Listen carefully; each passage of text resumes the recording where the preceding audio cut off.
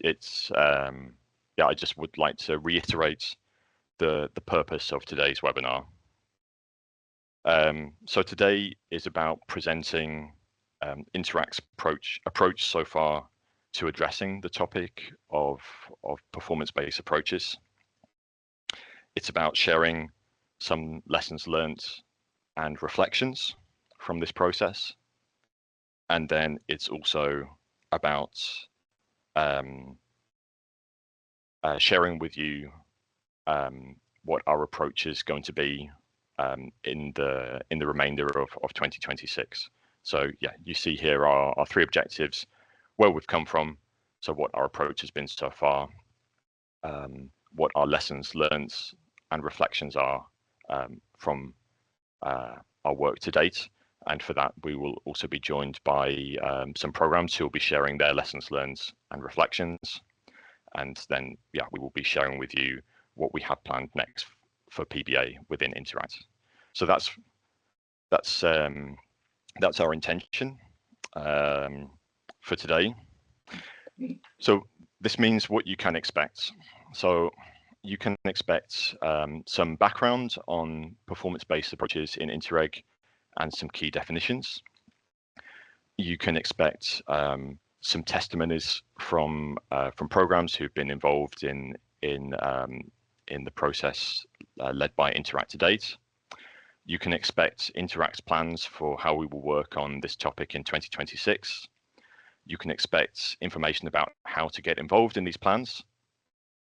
And you can also expect links and further reading. So this is what you can expect. It means what you shouldn't expect is detailed discussion on how performance-based approaches will work in practice in Interreg. And also you shouldn't expect a training on performance-based approaches. However, there is good news if you were hoping for these last two things. So we won't be having a detailed discussion of PBA in practice today, but at the end of the meeting, we will be sharing with you how and when we will be having these detailed discussions. So that's not for today, but there will be information about how you can take part in these discussions. And exactly the same with the training. The dates of our first training on performance-based approaches, the basics in Interreg, those dates have just been announced, and we will also be providing more details at the end of this webinar on how you can register for those trainings. So yeah, don't expect detailed discussions and trainings today, but there will be opportunities for those coming up very soon.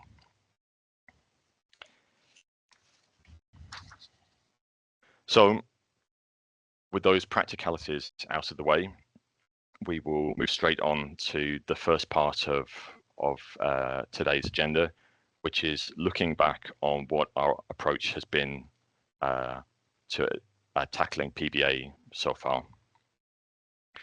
And we're going to start this by just briefly considering the question, why are we even discussing performance-based approaches in the first place?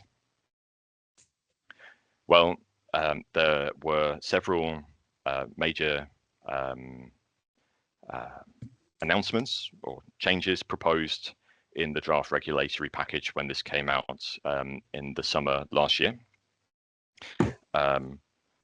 One of those major changes is that programs will be now considered as chapters as part of an overall Interreg plan.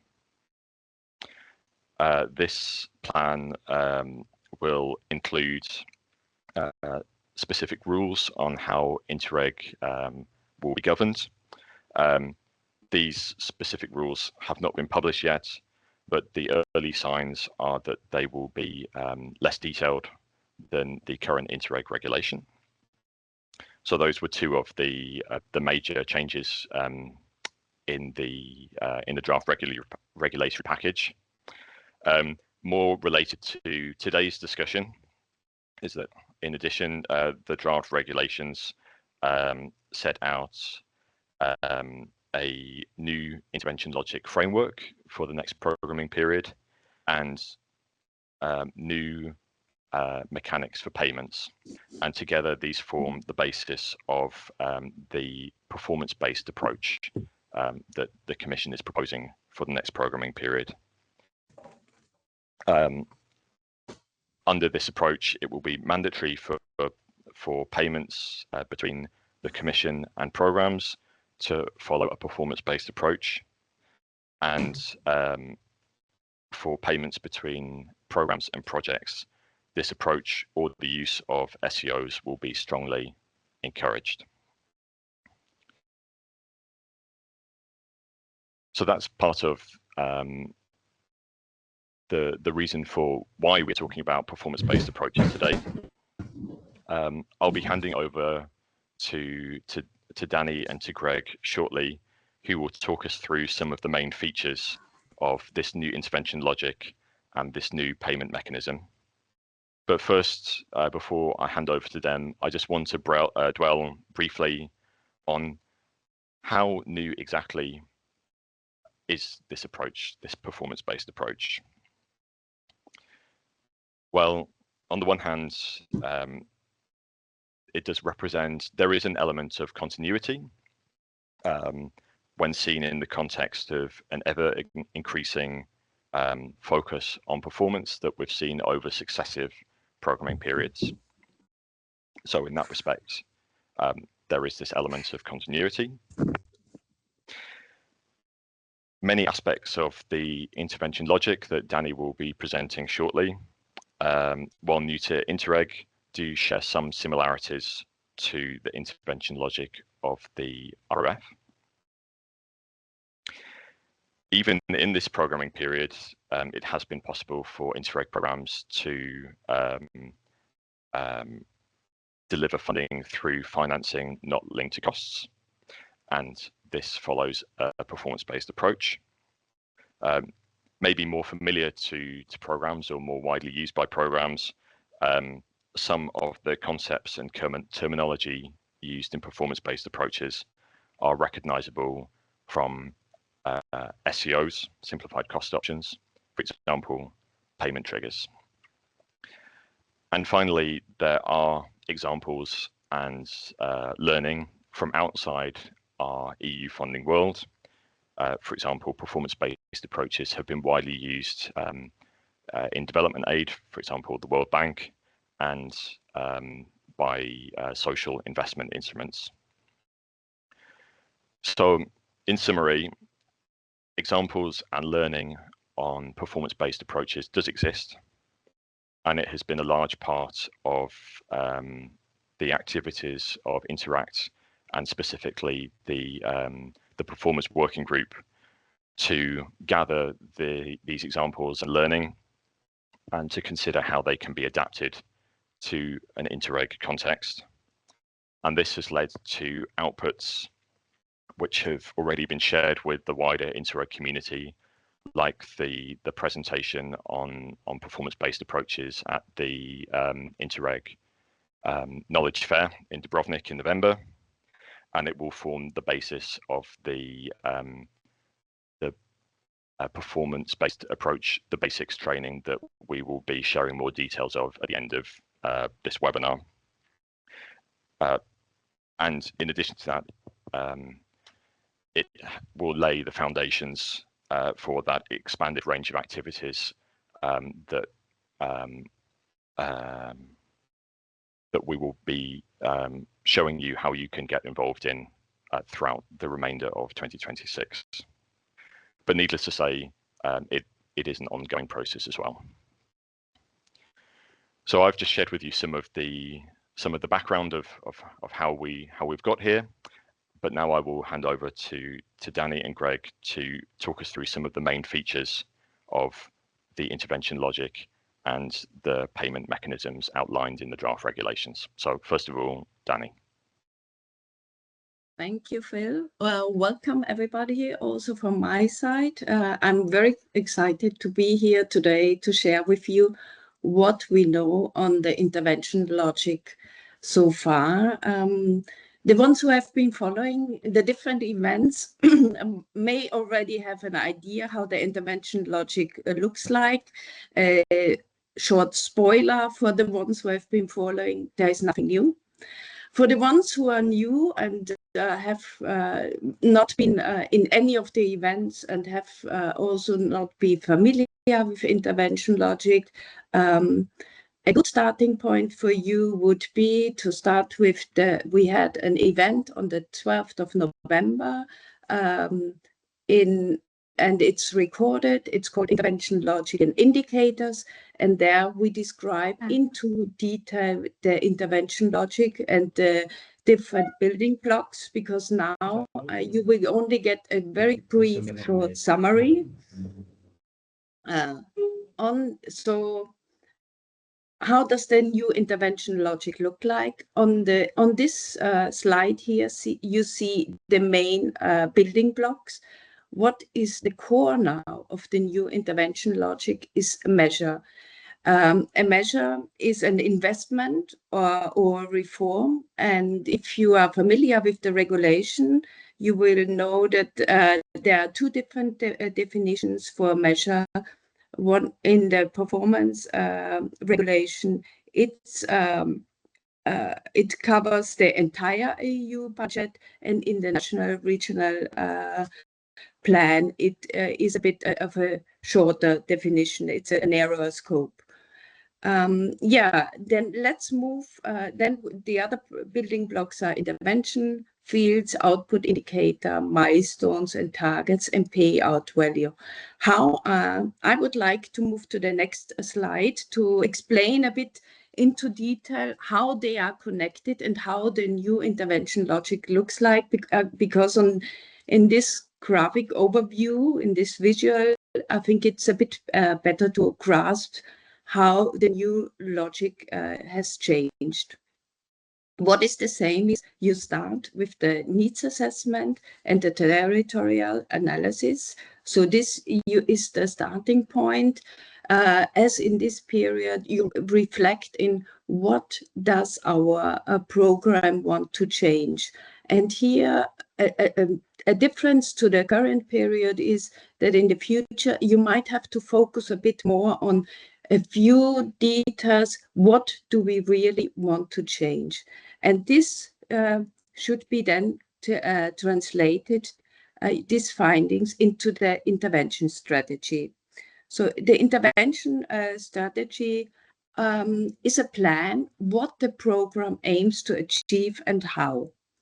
So it identifies the measures you want to implement and how are they connected to the specific objective, general objective, and also to the output indicator. So all this should be described in the intervention strategy. In the intervention strategy, as I said, highlights the different measures. So measure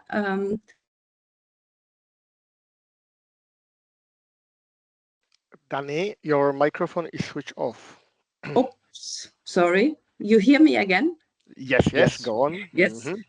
You lost me. There is no fixed number on the there is no fixed number on the amount of measures you can have. So it's questo qui è fondamentale per okay, yes. And the measure is connected to the general objective and the specific objective. What is a general objective? A general objective is fund specific. There are 5 general objectives, and you may select any of the 5. You are not limited only to the ERDF general objective. And the programs may pursue one or more general objective, and the general objective is pursued by one or more specific objective. What is important is that one measure is only is only related to one specific objective. So how many specific objectives do we have in this period? In this period, Interreg programs can choose from 19 different specific objectives. Why 19? There are 16 specific objectives defined in Article 3A and C of the National Regional Plan, which apply to the Interreg programs, and then the 3 Interreg-specific objectives, which are defined in the ERDF regulation. What are the Interreg-specific objectives? They are more or less the same as in this period. So the 2 are the same, to be specific: better cooperation governance and a safer and more secure Europe. What is new is more resilient regions bordering Russia, Belarus, and Ukraine. And as I mentioned before, there is no thematic concentration and also no limitation to the number of specific objectives. However, remember, only a measure must relate to one specific objective. So, yeah, then a measure is also combined with an intervention field. What is an intervention field? It's a standardized EU category and can be found in the Annex 1 of the performance regulation. And each of these intervention fields is linked to a EU coefficient for climate, biodiversity, social goals. Yeah. And the intervention field, which you found in Annex 1, must then be combined with one output indicator, which is corresponding to the intervention field. The output indicator is also the final target and may be achieved through one or more interim milestones or targets. What is important is that while you need per intervention field one output indicator, an intervention field must have at least one output indicator, but can have more result indicators, also from the same intervention field. I hope that is clear and not confusing. Yes, so that's more or less the new logic, how it looks like. Maybe a few words to the targets and milestones. The targets and milestones are stepping stones to the output indicator and the final target. And we are now in the past events and also in the upcoming events, we are now working on defining different measures for Interreg programs. So what could these measures be like, and how are they then translated into intervention field, output indicators, and result indicators, including payout value and milestones, including milestones and payout value. So that's more or less where we are standing at the moment. At each event what we are planning, we try to update you. How does the intervention logic look like? What is new? But this is in a nutshell where we are standing at the moment. I'm sure you have a lot of questions still, especially if you hear that for the first time, but therefore, please go to the recording. There are many, many more details will be explained. And we also have further events planned where we will discuss and continue discussing the intervention logic and the indicators. And that's all from my side at the moment. And over to Greg now. Okay, just before Greg begins, so I did notice that one hand went up. We will be taking questions on what Danny has said once Greg has shared with us an overview of the payment mechanism. So yeah, in case you do have questions on Danny's slide, we'd be interested to hear from you, but once Greg has shared with us the details of the payment mechanisms. Okay, over to you, Greg. Thanks, Phil. One more welcome. Good morning from my side this time. I mean, I will start maybe still with this Danny's intervention logic scheme. So just to let's say to say that actually that's as you can see also from the scheme, the measure seems to be like at the core, like at the center of the gravity of the new intervention logic. What we also know, it's like it's something that actually it seems to be like the granularity level of the in comparison, for example, to the priority axis. It's more condensed, it's lower, it's like more specific. And if we are talking about the delivery, like a new delivery mechanism, which PBA is, it's really it focus, and actually what you will hear in the next like 10 minutes from my side is will focus on the delivery mechanism for the measure. Obviously, most of the rules they will also apply on the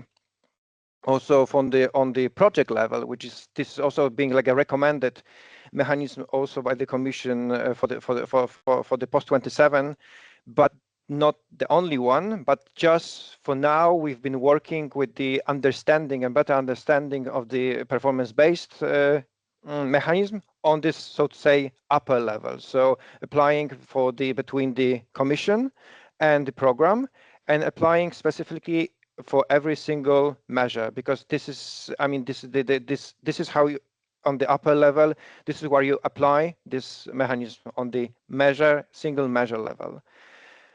Few like introductory words to that. I mean, it's I think it's pretty clear that actually the change and the concept also coming also from the name of the mechanism is that it's no longer connected to costs or expenditures, but it's connected to achievement of certain conditions and targets. It's also the main purpose of the mechanism. One of the is this just to provide the pre-agreed conditions in full, and only then being like paid in full for was one like a pre-agreed. Obviously, as you heard already from Danny, there are certain stepping stones on the way to achieve the like a full commitment. And these stepping stones, in our case, they are in the case of the PBA mechanism, they are milestones and interim targets. They lead on the way to the full target. But obviously, the clear message here is that you are going to be paid in full only if all like the pre-agreed conditions has been fulfilled. Also, obviously, if we are turning and checking from the kind of the verification of costs, and we are focusing on the conditions, also the verification changes the focus from like a verification on costs, expenditures, to verification of the quality what's been like delivered. So the quality predefined by the conditions that like pre-agreed conditions. Obviously, also as a part of verification, this is like a second part. So applicability of law, which is actually also been like a kind of the verified in the current model. So, for example, public procurement rules, horizontal rules, state aid rules, etc., etc. Also, it is, as you can see also on the slide here, it's also just to understand the logic that actually because the mechanism also that has I mean, there is some kind of the ratio that obviously not everything is going to be paid at the very end also, and also the money to this mechanism, they will be not like a front loaded. So in a way, it is like an ideal PBA mechanism is the one that actually, on the one hand, just provide you like this enough, like the big price at the end of the road that is really worth it to get to the finish line, but at the same time provides enough fuel on the way, just to make sure that there's enough like a fuel, in that case like a money in the mechanism, that actually you keep on like delivering step by step, stepping stone by stepping stone on the way to the final target. This is something, so I mean, that some of you have already like seen several times, either in our like or during like also one of our presentations in Dubrovnik, but also through our some of our like webinars. This is something like that's in a very like a simplified way, shows you this kind of the stepping stones toward the final target. And you can see here on the slide that, okay, I mean, there's this like a kind of the possible Interreg measure and the PBA mechanism. What you can see here is like a kind of the division of the stepping stones into the milestones and targets. Targets already like interim targets and the final targets. Milestones, the rectangles. Targets as a stars.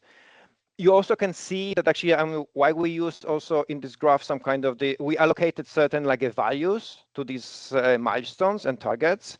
As you can see, the allocation of the values might differ, and this requires also some kind of the justification. It might differ because of various factors. It might differ because of the type of the projects used. It might differ because of like of the like duration of the projects. It might differ because of the type of the partnerships. It might differ of the type of the projects and the like a kind of the payment portfolios. It might differ because certain interim targets need to be achieved in a certain moment. Some actually they will need more time to like to develop. It might differ because actually there will be like a certain money needed to like to front load the projects, because for example you will plan to use like I don't know, the kind of the advance payments also on the project level, etc., etc. But this is also the purpose. So that's there, for example, there are different numbers. But the purpose, for example, why we also use here like the triangles, is just to show you that actually, okay, in certain, for the justification of certain of the milestones on targets, yes, it can be based on the costs, on the expenditures, or like a historical data, but also about some kind of, when you are thinking about some kind of illegal payment profile, about this, also thinking how much money, okay, I will need to like reimburse like projects that are being implemented, but at the same time, how much money I will need upfront in order to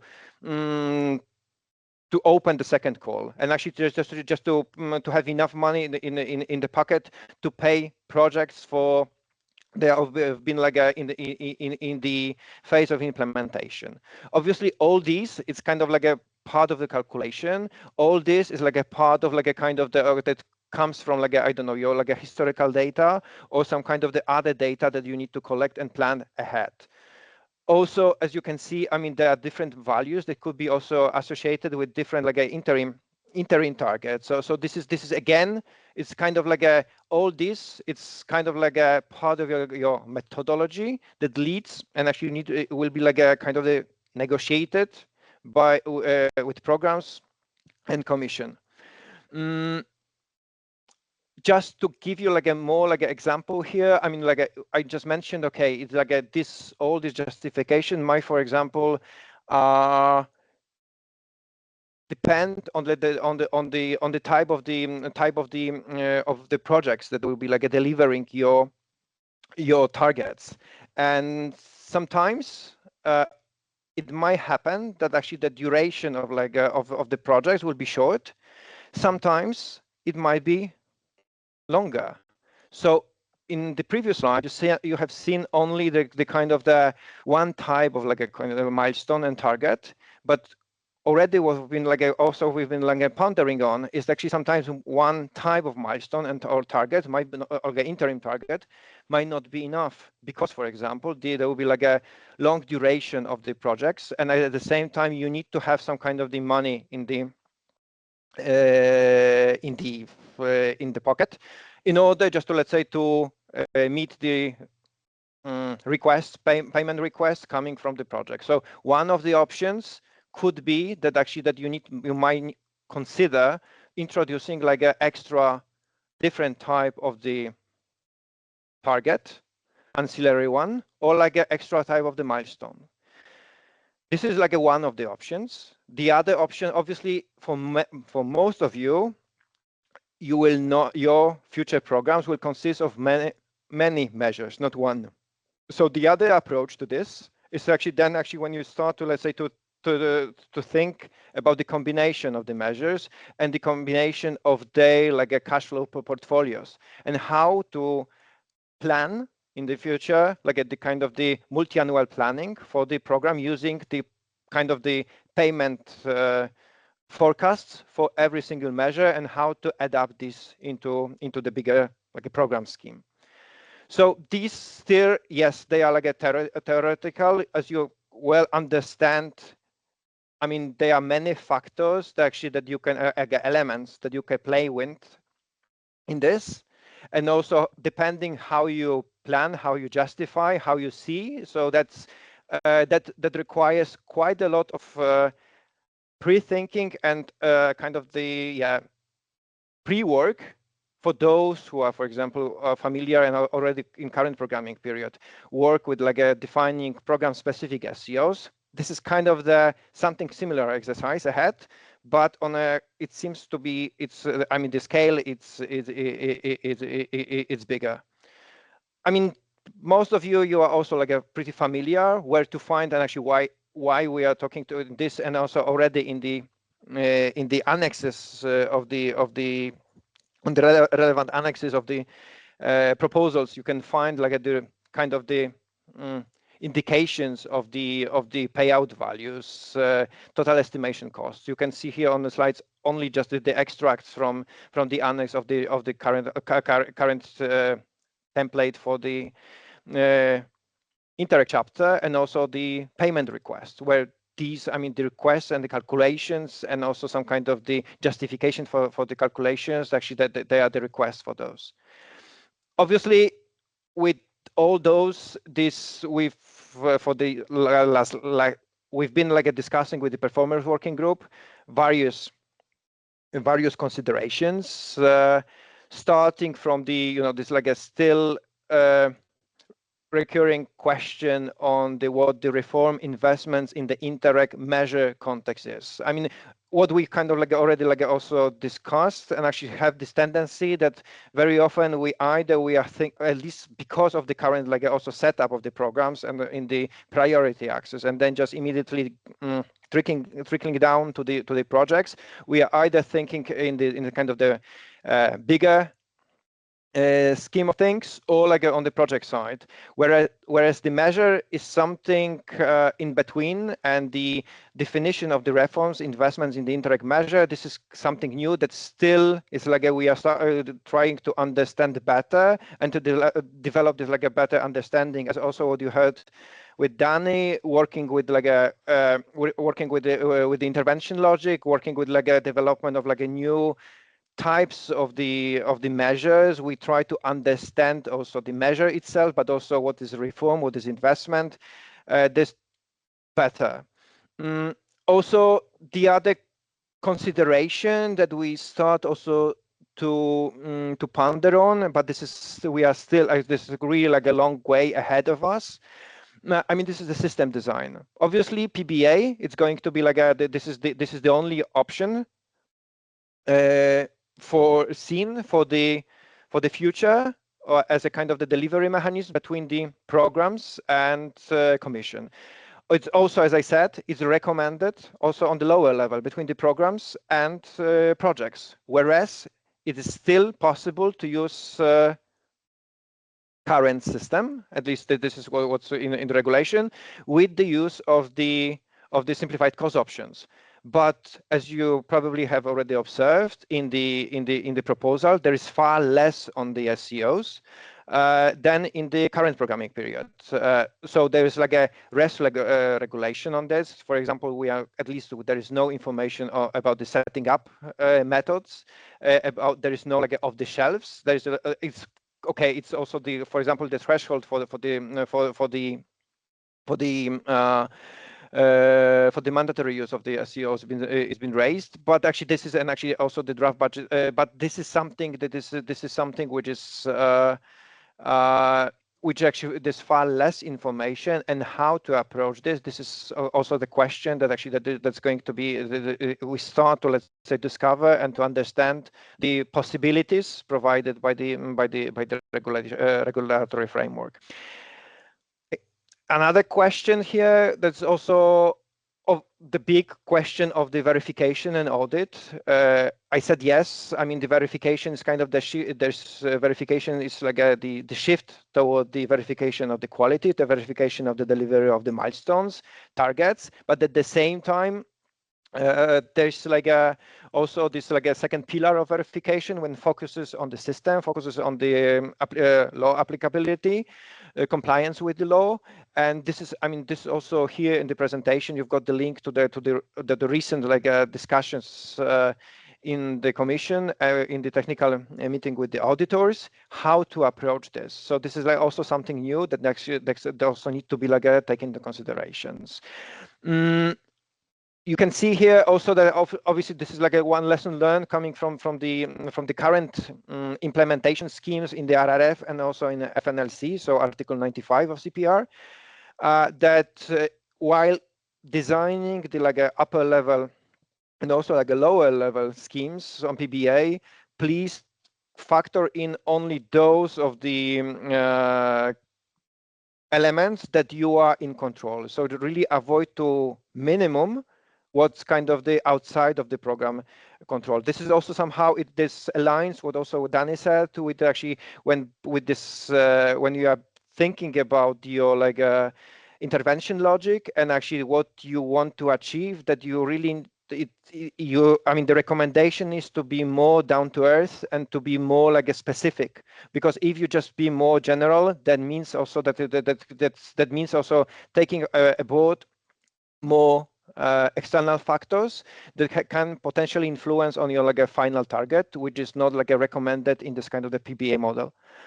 And last but not least, so far no experience of the FNLC or PBA in like a Interreg reality. So what we've been like learning and exploring is just to understand it by the like the best possible proxies, meaning again RRF, FNLC, and trying to understand the lessons learned coming from there, trying to transpose them in a kind of our reality. At the same time, I mean, this is actually this massive like a learning is happening on the FNLC and PBA right now there, because also in the current programming period, they are okay. RRF is the lead. I mean, this is the only mechanism, but implemented in the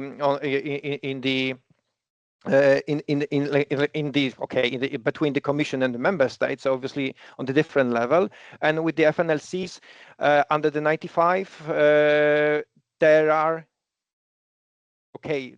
some examples, but not that many. And still, this is like a learning by doing. So also we try to get as much as possible and as fast as possible. Actually, this is like a lessons learned, and to share with the with the programs. And I would just maybe finally, I would just maybe this is like a final slide for this part about again some kind of the cash flow considerations. I mean, as I already said in the previous slides, there is like a kind of the big question how to approach the estimation of the measures total costs, because the justification is one thing that actually is kind of is required on in the point 3 of the Chapters template, but also how to approach it, how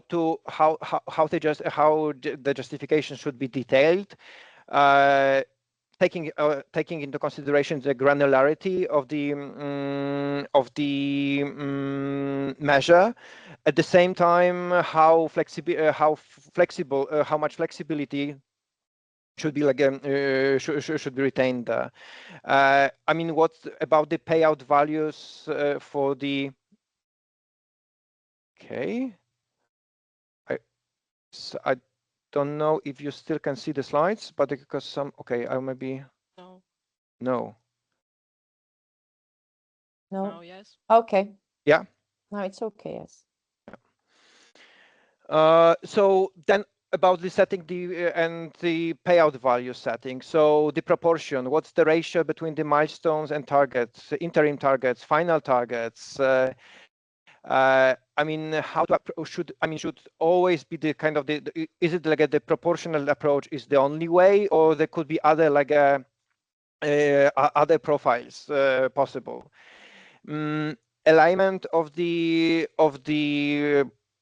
profiles of the program with the profiles payments of the projects and different type of the projects and different measures to make sure that programs will not face any kind of the liquidity issue on the one hand, also plan the commitments and also plan that and just to think about the decommitments in the kind of the in the new way. Also thinking about the commitments. I mean, as its upper level is not going to be based on the expenditures anymore, but actually on the reaching the certain achievement of the certain targets, values of the targets or the milestones. That means that also and depending on the payment profile on the lower level, how to make sure that actually the program commitments towards the projects are kind of they are secured if there is some kind of the problem or happening on the upper level. I mean, there's one of the new key requirements coming from the article from the Annex 4 of the key requirements of the system, which is the appropriate just to set up the appropriate arrangements to ensure the compliance with the obligation to continue payments to the beneficiaries. So this is something that actually this is a new key requirement in comparison to the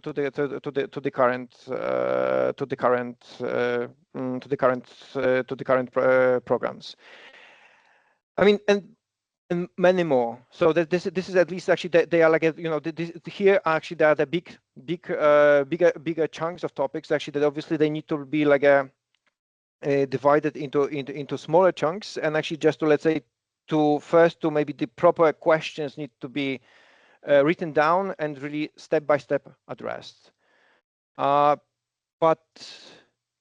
I think as I will stop sharing and stop now, and maybe we will just give thank you, Greg. So we have time for maybe 5 minutes of questions if you'd like to raise your hand.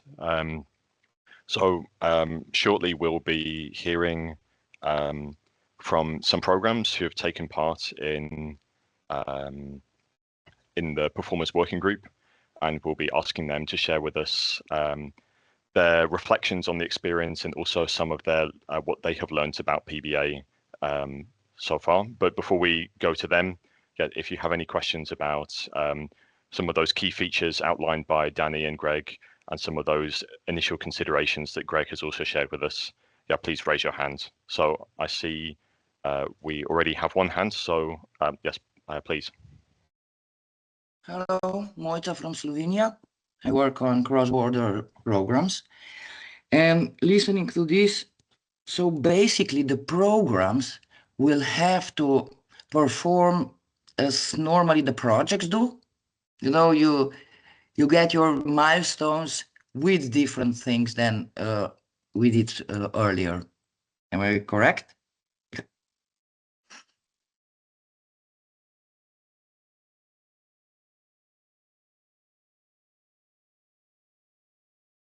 So who would like to take that?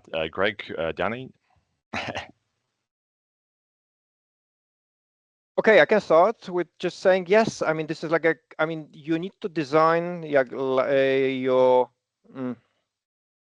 measures on actually as a kind of a project, but actually with a kind of the stepping stones. obviously, I mean, what's different is actually the payments toward the commission will be not paid by but achievement of, I don't know, like a spending, but they will be will be paid by the achievement of the preset milestones and targets, interim and the final. So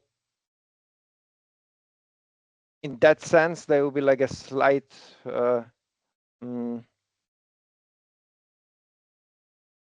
resemblance. Actually, there will be like a similarity, but actually, still, I wouldn't say this is like a one-to-one. But actually, I mean, this is kind of like a project type of planning with the milestones and targets. If you think in like a kind of the Gantt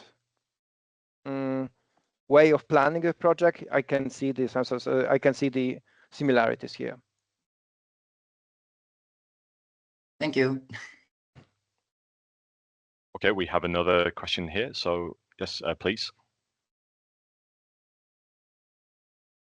Alexandra. Hello, everyone. I have got a question concerning this lower level because I know that this duty from the regulation concerning use and check the applicable law is still open, even if we will be use the simplified cost option. I would like to ask how to match this control of the applicable law when we want to use, for example, lump sums or something like that, because I don't know if should be something like first level control, or maybe we should think about the new approach for that. Because we're still wondering how to match, for example, checking a public procurement when you use for this lower level lump sums, for example. Thank you. Okay, yeah, thank you, Alexandra. So maybe just before Greg or Danny step in, so the question of management verifications has been identified as a topic that we definitely want to work on in more detail in 2026, where looking at exactly the questions that you're asking, Alexandra, but any initial feedback already, Greg? My initial feedback would be just to go back to, I mean, to this like a recording that actually that we also put in the slides of the meeting, yeah, technical meeting, because this is like the future considerations, and actually for now, actually this is exactly what's ahead of us. For now, we need to work together and to understand, and actually just to design the system from understanding the consequences and how to approach. Because yes, it's partly can be used, as you mentioned, also as what's been and partly use the lessons coming from the current SCOs, like a draft budgets or like a lump sums. But I think this maybe it will be good starting points for the discussions, whether there would be, for example, enough, or there is more needed. Okay, thank you, Greg. So there will be opportunities to ask questions later on. So I see there are 3 hands raised. We will tackle those 3, and then we will move on to the next agenda item. So the first hand was Imre. So would you like to introduce yourself and then share with us your question, Imre?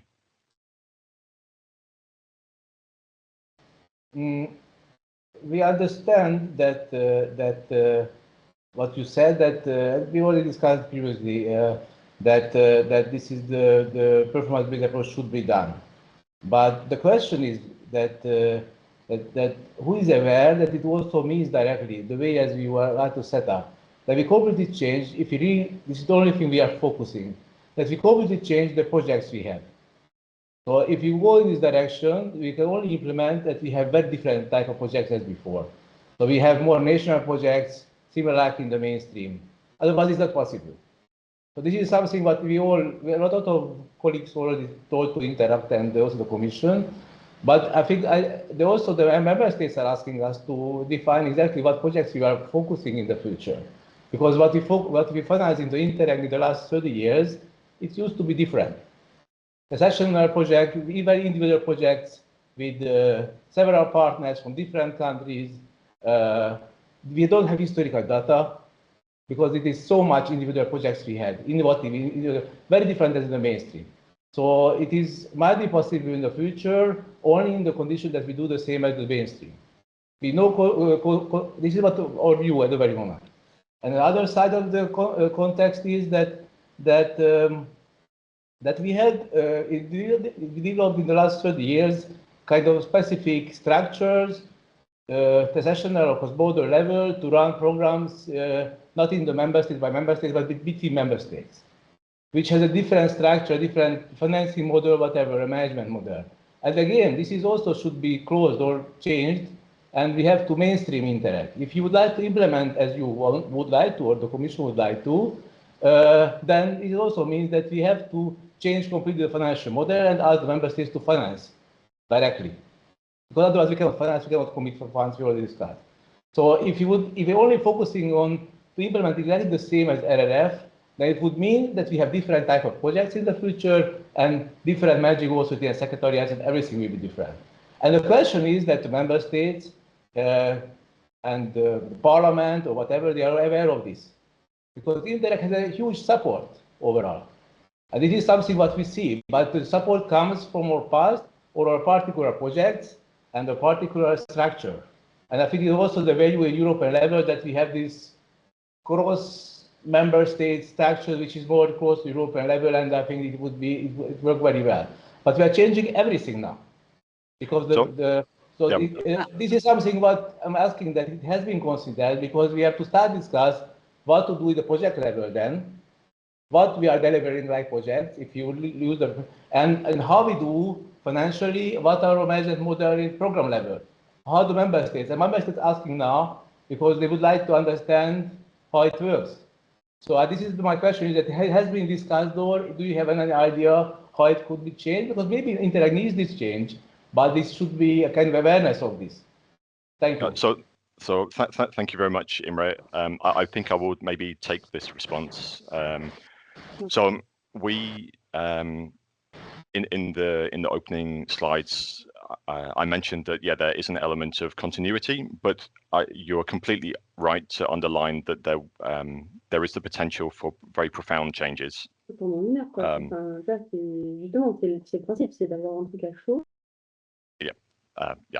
you, Yasmina.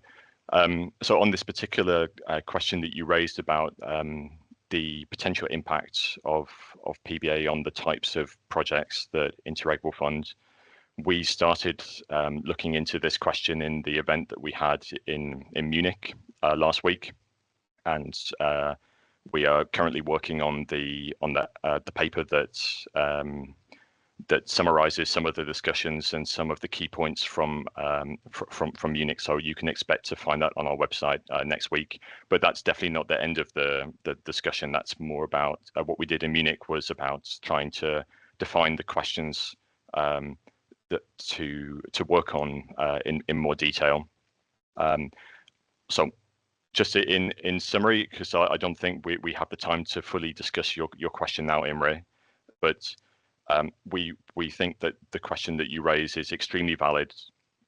We've started looking at it at the moment, and later on in this webinar, we will describe in more detail the activities that we have planned to go deeper into the question that you've just raised. Thank you. So unless Greg or Danny have anything in addition to add on that, then maybe we move to the final question from Jacqueline. Still, just one more thing, just to make sure that we understand each other. I mean, we are using RRF and the FNLCs as a kind of the best possible proxy to understand how the PBA mechanism works, and actually not necessarily just to adapt like a one-to-one. So this is that's also what Phil just said, is like okay, we try to maintain the Interreg identity and a uniqueness, so to say, and hence also this work with a different type of measures, how to put in this identity in the kind of like a new frame and just to maintain it, the partnership and the cooperation, and also this kind of the piloting exercises that many of you have been like delivering. But this takes time. But actually, this is, I mean, just to make sure that with the RRF and FNC, we truly use this as a proxy to understand the mechanism, like a new delivery mechanism only, not just, let's say, to exactly just to use to finance and design in the future like this type of like projects they are financed there. But this is like still this is the work in progress. Yeah, no, thank you, Greg. It's okay. So Jacqueline, please share with us your question, and then we will move on to the next part of the agenda, which is hearing from the programs who've been participating in the performers group. So yeah, please, Jacqueline. Yes, thank you very much. I'm Jacqueline Edwards from Schleswig-Holstein in northern Germany, and I work with Interreg B for the North Sea region. My question goes from the other direction. Is there some sort of risk control net planned in the PBA? For example, what if we have we're working on certain objectives and they cannot be fulfilled for reasons outside of the control of the program, or if it's at project level of the project? For example, if a crisis or whatever, something happens, then they cannot follow up on these topics, and then therefore they will not achieve the targets or whatever, and then obviously won't receive any funding. So is there some sort of, I don't know, net or something that, has this been taken into account also? Thank you.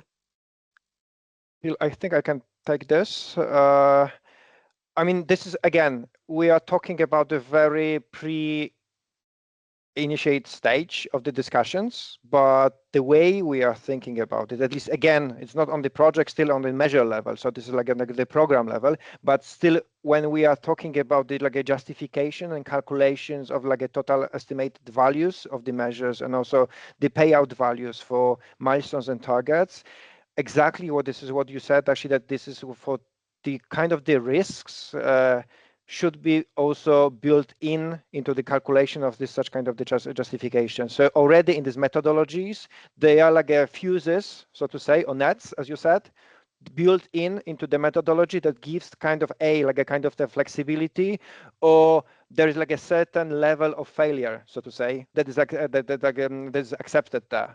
And actually then, so this is like something that is already like built in the kind of the methodology for the measures. And if a program decides also to apply it on the lower level, similar approach, it's at least it comes from the kind of the practice, what we came across. This is like strongly recommended. So all the like methodologies, they should be not only cost of historical data estimation, historical expenditures based, but there is far more than that, than actually to mitigate such risks.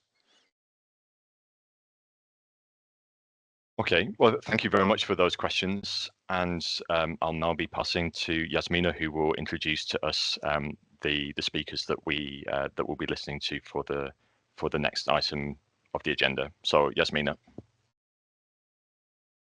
Thank you, Phil. And yes, hello everyone from my side. Thank you for joining us today. Yes, maybe before we dive into reflections, I shortly explain about the performers working group. So you heard already today Greg and Phil mentioning the performers, and well, maybe you've heard about the group before, but just briefly to mention that yeah, this group started its work around 1.5 years ago, and it started as yeah, voluntary group of programs willing to explore and work together on so to look into performance-based approaches and how the performance-based approach can be applied in Interreg. So yeah, the group has more than 20 programs. It's mixed. We have programs from all strands. And yes, so I am very pleased to now host this conversation with some of the members of the performers working group. It's an opportunity for them to reflect and tell you about their experience in working in the performers working group. And yeah, we will structure this discussion with a couple of questions, and after that we will open the floor for any questions you might have for them. But let me introduce you briefly to our panelists, members of the working group. So we have Sara Ferrara from ESPON program. We have Oana Cristea from Interreg IPA Romania Serbia program, and Steph Peters from Interreg Flanders Netherlands. Greg, I will now ask you to maybe stop sharing, and yes, I hope that our panelists are with us. I cannot see them yet, but I'm here. Yes, thank you, Oana. Thank you, Steph. I'm here as well. Okay, good. You should be appearing on my screen, but maybe when you start talking. Okay. So thank you for being here, and yeah, so let's begin with our first question. And yeah, so can you tell us about your experience with working in the performers working group? So maybe Sara, we can start with you, and then we can continue with Oana and Steph. So what has been your experience? My experience is that I didn't felt alone asking me the questions, because I saw that everybody was asking the same questions on and had the same doubts about the things. And so this is also already something extremely good. And it was joint working. So it was a team exercise on reading and trying to interpret the regulation as soon as they were out, but also try to reasoning together and identify already the main, the first main question. So alone, this is something that you cannot do. You need to add other perspective, and you need really to discuss with other people who have then to solve the same problem. So this was extremely helpful for this very early moment to try to understand what we have to do, and try to also start identifying the questions and start to make like a hierarchy of them. So from where you can start to answer, because then those answers will contribute to answer the following ones. It's a bit of a puzzle. We still are collecting more questions than answering. But this is as well, it's a good exercise still.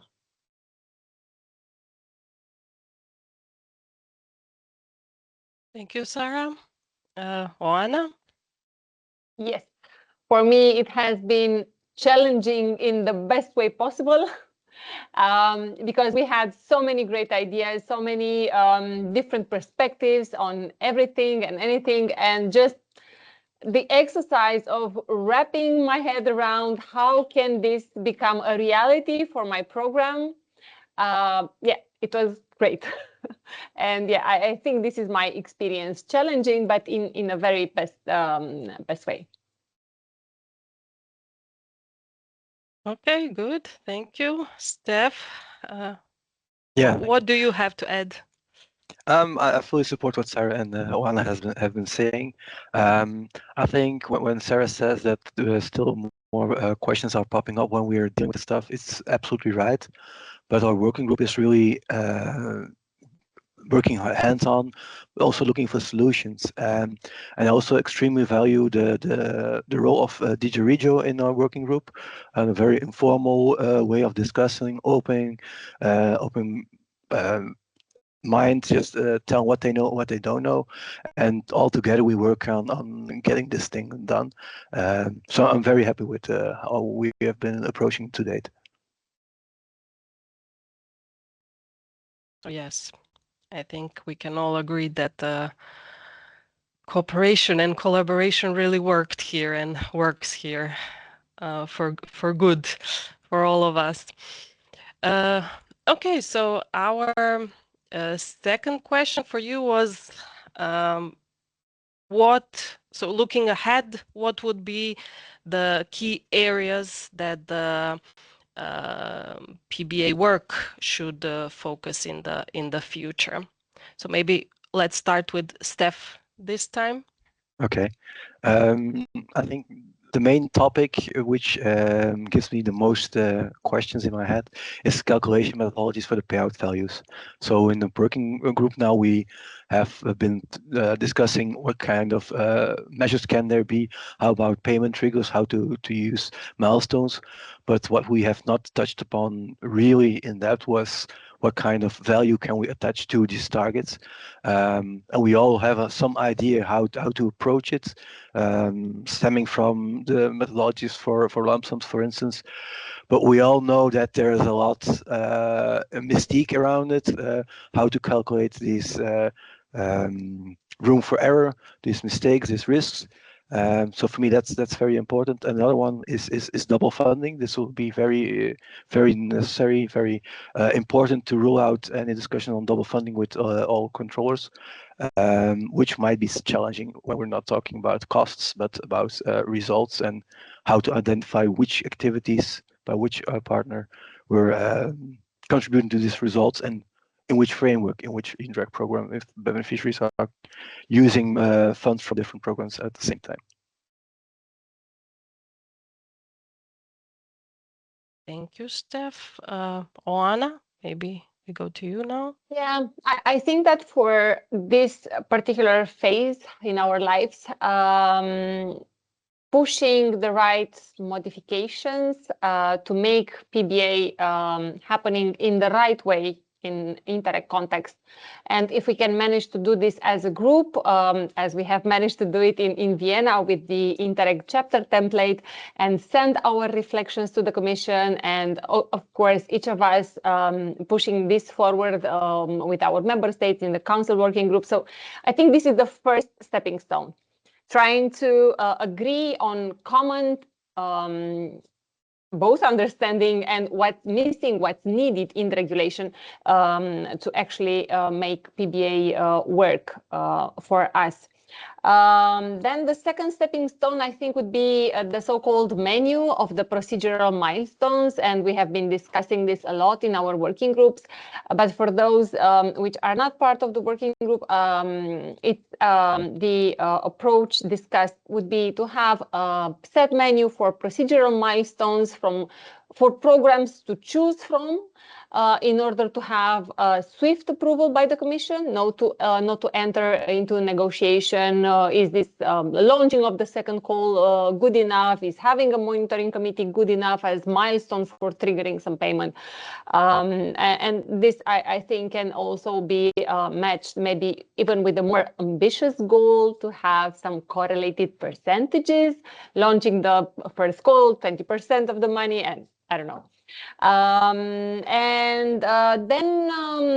maybe, and I think it's on the agenda of Interact to have management verifications working group of some sorts, because PBA at lower level can be done properly if we figure this out really, really good. And I'm sure that there are programs among us which would like to contribute to this management verification, like common general methodology, and then each program can adapt to its specific context and specificities. And last but not least, the harmonized implementation tool. I also know you have an upcoming event, and for my program, this has been a really successful story. We have relied a lot on the all formats of harmonized implementation tools, from application form to progress report. Not only that it helped the GEMS, but it helped us a lot harmonize, because we overlap in terms of beneficiaries, and it totally makes sense not for them not to wrap their heads around two types of application form, how to fill in each one of them. Yeah, that would be it. A lot, I know. Thank you, Oana. Sarah, do you agree with Steph and Oana? Do you have anything to add? I agree. For me, the priority list will be payout value, as Steph said. But then as well, the relations between upper level and lower level. This is a big black box for the moment.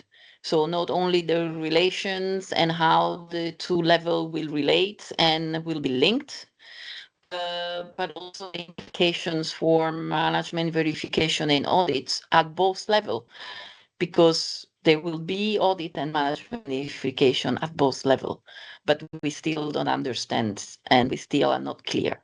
I will also follow closer the discussion on the performance regulations and on the indicators, I mean the interventions field and indicators, because there is a huge discussion about it. There was a workshop yesterday at the Committee of the Regions, who is preparing his review, its official opinion on the performance regulations. There were 15 experts there, and everybody agree on the same, that the system is too rigid, and indicators will not be able, in the way that regulation is structured now, what programs are really going to do on the ground. And there is a big push for having changes in the performance regulation. So we will have as well I think the work will also have to follow very much the debate along the negotiation, because things will be a little bit changing eventually on the road, which means that we will have to adapt what we have done until now and our discussion and our logic to fit in the changes or the clarifications that are coming in. Yes, definitely. We will continue following that also, and yes, we have same shared priorities for sure. Okay, and yeah, our final question for you was if you have, or what advice would you have for programs that would like to get involved in our PBA work? So in one word or sentence, what would be your advice for them? Maybe Oana, we start with you now. If you want one word or sentence, you have picked the wrong person. So first of all would be to keep an open mind. I mean, not identify a problem for each solution, but rather try to ask all the right questions. Why are we doing this? Because we are not doing it because it's in the regulation. And the proper way to ask the why is to ask it 5 consecutive times. Why we are doing this for simplification? Why do we need simplification? Beneficiaries to get access to the money and so on. You got the idea. And then the second important question would be how to do this in the context of my program. Because context matter a lot. It's not the same thing for external borders. It's not the same thing for transnational programs. But if you have an open mind and you identify solutions in the context of your program, I'm sure that everyone can figure this out. And last but not the least, they are happy. We did a lot of work in this working group, and they can take the models and they have a working base already ready to be used. Thank you. We will talk about that also afterwards, but yeah, Sarah? Yes, my advice is take the template and start playing with it. Use your previous, program and start to reasoning with the program that you know very well and start reasoning in the new context. So use the template, try to answer, try to fit in, and you will have questions coming up. This will help you to understand the logic. This will help you to identify the right questions for you. This will help you to already have a list of things where you need help, or you need further verifications, or you need further deepening, and where you can ask help for the performance group or the interact group. So my advice is really don't stay at the theory of the regulation, but get your hands dirty and very dirty. Thank you. And Steph, last but not least. I would say as PBA touches quite almost every aspect of your program, if you want to eager to involve or to be involved in the program, try to involve staff with enough experience, but don't be frightened. Just don't hesitate to join us. It's really rewarding work. And again, as Sarah and Ioana said, you can get your context in our discussions, and you can help steer also discussions towards the solutions which fit your program. Thank you. Thank you very much. I think, Phil, now we will have some time for... Yeah, so we have another of these moments where if you would like to ask questions, then please raise your hand. And for this particular section, we're looking for questions that you would like to ask to Steph, Sarah, and Ioana. So yeah, if you have any questions for any of the three of them, please raise your hand. And maybe just while you're thinking of your questions, I would just add to what Steph, Sarah, and Ioana have said, that yeah, we have already used a lot of the work that has been developed in this performers group to build outputs which we have shared with the community. So the presentation that we delivered in the IKEV in Dubrovnik, this was really based on the discussions that we had in the performers working group. The PBA, the basics training that we will be launching very, very soon. This again has been completely informed by those discussions that have taken place in the performance working group.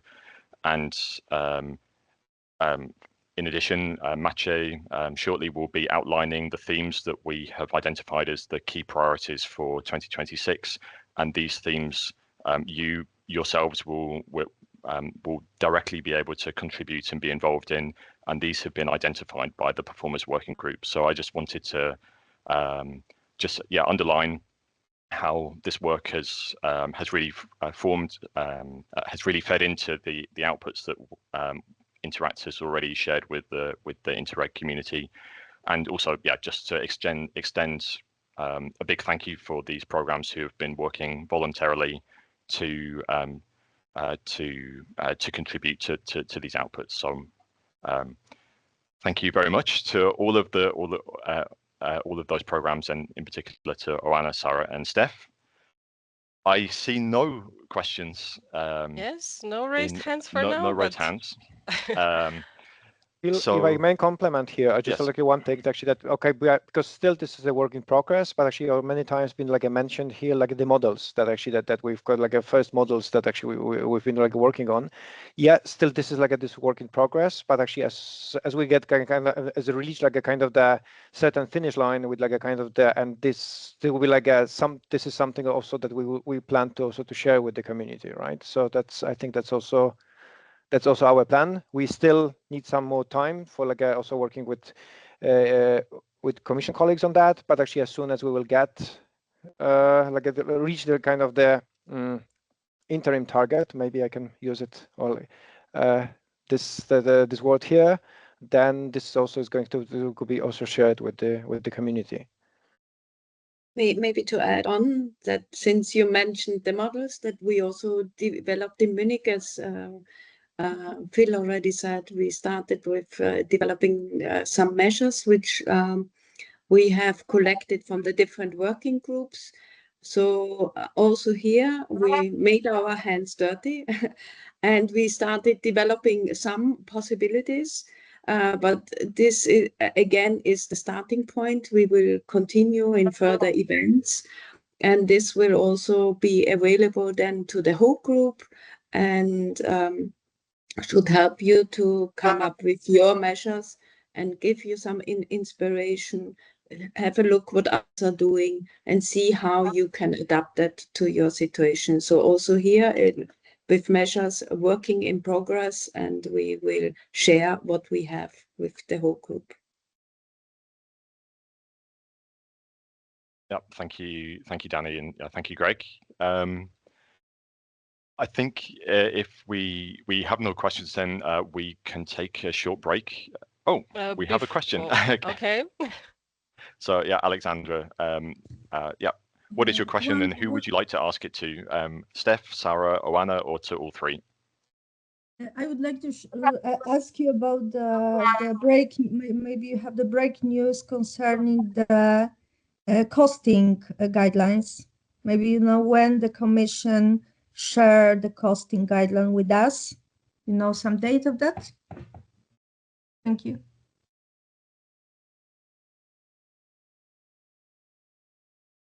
Costing guidelines, as far as I'm aware, are to be drafted for NRPP by the Commission. I am not aware of any Interreg costing guidelines being drafted by the Commission.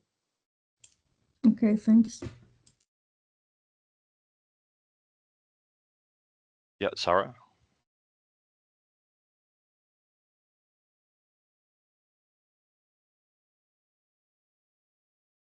Okay, maybe I don't Sarah. know about, sorry. Yeah.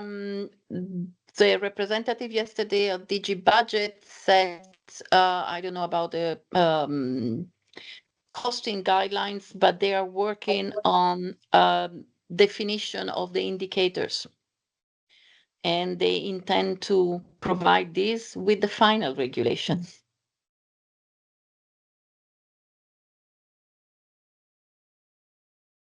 Okay, thank you, Sarah. And I don't know, Simona, if you had anything that you wanted to add to that. Yes, good morning. I think that indeed the guidelines for the costing, it should cover Interreg as well. It should be for NRPPs and Interreg plan as well. That's the idea. Okay, thank you very much. Yeah, thank you, Simona. Okay, so as I don't see any other hands, we did schedule a short break because before that, Phil, sorry, we just have 2 slides to share before we go for a break. So, Greg, please, if you can, just to first to thank Steph, Oana, and Sarah one more time for their reflections, their willingness to share with all of you. And yes, some of the members could not be here with us today, but they were kind enough to share their thoughts in writing. So I would like to just share with you what they wrote. So Petra and Nicholas from Interreg Europe, they really liked or they really appreciated working in the performers working group because they could share their knowledge and experience, in particular on indicators and performance framework, SEOs, audit and control, for increasing understanding of PBA and evolving in their own reflections through the group discussions in the performers working group, for establishing a direct dialogue with the colleagues from DG Regio and other experts that we had in our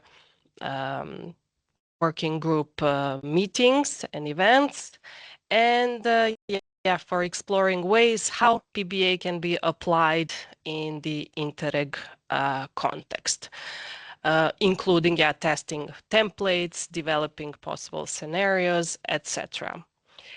And for the next steps, they had two suggestions, 2 bullet points. So the implementation in practice of the control and audit framework under the performance-based approach, and the design and justification of the cost estimations by measure, including payout valued by milestone and target. So I guess we are all on the same page here and in agreement on what we should do next. So, and now, Phil, over to you. And now I can announce the break. And Yeah. Sorry, Yasmina, because as soon as you mention the word break, it's hard to concentrate, isn't it? But no, thank you also, for sharing that input from the Interreg Europe program. Okay, so Greg is going to set the timer for when we're going to return. The break will last 10 minutes, and we will see you then for where we will look now to the future towards what our plans are on PBA in 2026. Okay. Okay, so there we go. That's the 10 minutes over, and so we will now continue with the rest of the webinar. And in this second half of the webinar, we are going to be now looking towards the future. So we've got 50 minutes. We're going to finish at 12 o'clock Central European time, and yes, as I said, we will be looking at what Interact has planned on PBA in 2026. But before I pass over to Maciej to introduce this, Yasmina is you are going to share a new development on the Interact website. Yes, and Greg, please show us how it looks like. Yes, so these are our news. When you go to our web page or our website, you can find the new page under Program Management, Post 27, Performance-Based Approaches. Thank you, Greg. And yeah, this is where you can find the information on where to start with the PBA topic, what we are currently working on, who you can contact, and yeah, where to exchange and see all the materials. If we go back to slide, yes, you can see in the left corner, upper left corner, a little sign that it's still work in progress. So be patient with us. This is where we will be sharing all that we have worked on, prepared by now and in the future, of course. Yeah, for those of you who are already members of our Teams channels, you could probably also see maybe 2 days ago little sign new. So this is also what appeared there, the PBA in Interreg in Program and Project Management channel. And as I mentioned, it's work in progress. So we will be structuring it, and we will be saving materials and sharing information there for you on the PBA topic in the next days and weeks and in the future. But yeah, in the meantime, you will have the link here. If you are not a member of the Program and Project Management channel, you are very welcome to join us there. And yes, thank you, Phil. I think now we can go back to you. Yeah, thanks, Jasmina. So yeah, that's how you can get latest information on PBA on both our website and coming soon on the SharePoint. So we heard from Oana, Stefan, and Sarah what they felt the benefits of working on PBA with other Interreg programs, and I liked Sarah's phrase of getting our hands dirty. Well,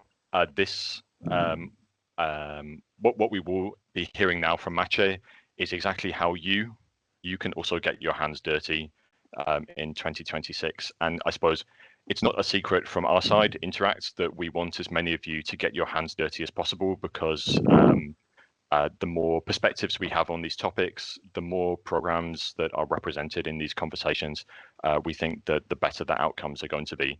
So yeah, please listen carefully, because and as Maciej will present to us how we can all get our hands dirty on PBA in 2026. So over to you, Maciej. Thank you, Phil. Good afternoon. In Finland is afternoon. Welcome. I would like briefly present how we will work together within the PBA. That means I would like to present you our common journey as a process of developing particular parts of PBA.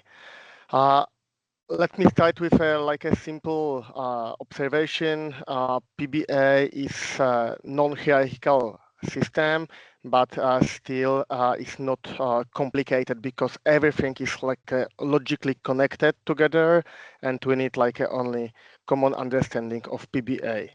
And to interact, we'll try support you with this discussion and common understanding of this model. To make sense of this, we developed that we call the Nexus model. In the next slide, you can see some kind of symbolic showing of this Nexus model. At the center is a functional PBA system of your program. Around it are the elements that must align, can imagine a puzzle pieces, before then the system can truly work. These puzzles themes are essential core which we need to commonly develop, and in the coming slides I will present a little bit in more detail these concrete fields, thematic fields.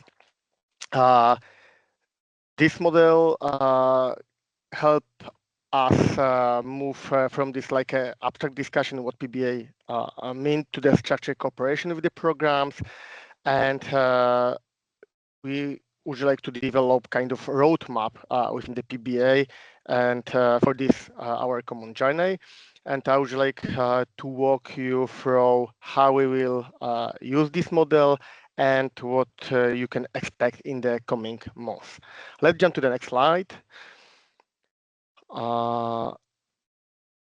The role of Interact is not to prescribe solution, but to connect the perspective and make the complexity of PBA manageable. I think this is the main role, and to be kind of the platform for this two purpose.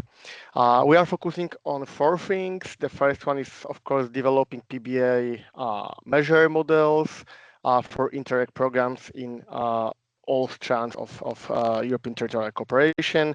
The second one is like a connecting the dots. There are many good practices exist, but they often remain isolated, and our role will be gathering the knowledge and share it with you, and try to find some kind of inspiration, like a lesson learned. The third part of our work will be clarifying what the post-27 regulatory framework may mean for PBA perspective and the model, and how affecting the programs in both level, lower and upper. And finally, we will actively following and contributing discussion on all levels, with programs, of course, in the first line, with member states, commission, and working group around the European institution. And again, we will gather knowledge and share it with you. Sometimes the output of our common work will be like a legal interpretation. Sometimes it will be practical options for the particular components of PBA. And sometimes we will be methodologies you can apply directly, like HIT solution or GEMS solution. Okay, let's jump to the teams, to the next slide. Maciej, if I may just complement one thing here, is Of just course. also what we heard from like from Steph, Sarah, and so far, and Anna. So far we work. I mean, that's also what you say. What we have seen on the slides is like this is like we worked as this voluntary complemented working group, and certainly for this year and a half, we kind of developed this kind of the joint. I mean, working together, we really try to build up this kind of to identify like the right questions, and trying to searching for stuff through answers, also through like getting ourselves our hands dirty.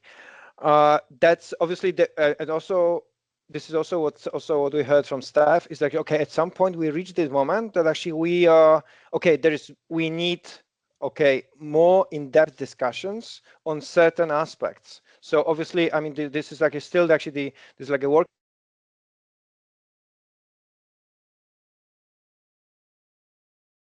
This is the part where actually we're still working with this group, but we need like more in-depth discussions on certain aspects. Hence, also this like the need for the teams that we kind of identified. They need to be like that's show up, and also more detailed discussion on the topics that already like Steph, Sarah, or Anna mentioned, and you heard from them. They need to be like they need to be developed, and also as obviously not only working with this like one group, but also contributing for all the programs and providing like their input, their heads, to help to identify the proper questions and to search jointly for the solutions. And then we're just having this kind of the more detailed discussions in the teams. Then this kind of fits into like a discussions in this kind of in this like a performers working group, where also this kind of where this kind of dots connecting is happening. And it also helps us just to maybe to better understand and to see like a broader perspective of the delivery mechanism through all the like the aspects of the PBA, because so far we, like as you have seen on the previous slide, we have seen this like a kind of we identified as like a 5 major themes. Yet probably with time there will more pop up, and this is also through this. I mean, we just want to like connect dots and just to provide some kind of the input for the discussion to develop like a better understanding and to feed in all the like a community with the results of the work, where in this through the work in these different themes you can like contribute on this like on the nitty-gritty things of the on the discussions on the PBA. Over to you. Thank you, Greg, for this practical introduction to this next slide, because it's directly how you, I mean, the way how we would like to work with these teams. In this case, I can just jump to the content of these teams. Thank you, Greg, for this introduction. How you see, we for now created 5 thematic fields, which seems be crucial for make the puzzles completed. Of course, during the coming or in coming months, maybe we need to develop some additional themes, but for now, it's our like basics for future cooperation with you within some groups and teams.